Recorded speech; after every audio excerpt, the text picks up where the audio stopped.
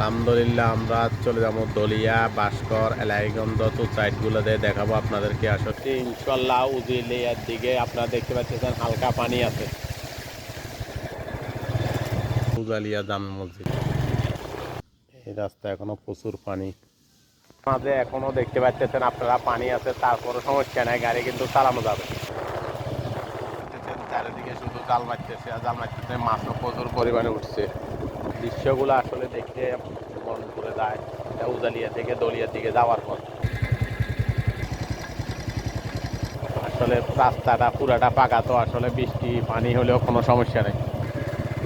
আঁকা বাঁকা রাস্তাগুলো আসলে গ্রামের দেখতে খুবই ভালো লাগে। আপনারা দেখতে পাচ্ছেন খুবই সুন্দর।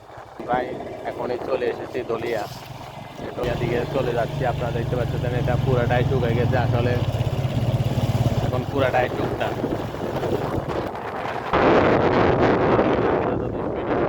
আসেন এখন দাদা সমস্যা নেই, রাস্তা দুই ধারে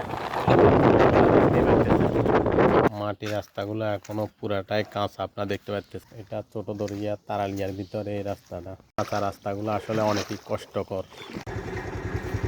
এটা হলো তারালিয়া, আমরা এখন তারালিয়া ছেড়ে চলে যাচ্ছি লক্ষ্মীয়ারার দিকে। একটা হলো তারালিয়া দরিয়ার যে পুলটা, ওইটা মিজি বাড়ির দরজা, এখান দিয়ে আমরা চলে যাচ্ছি। আপনারা দেখতে পাচ্ছেন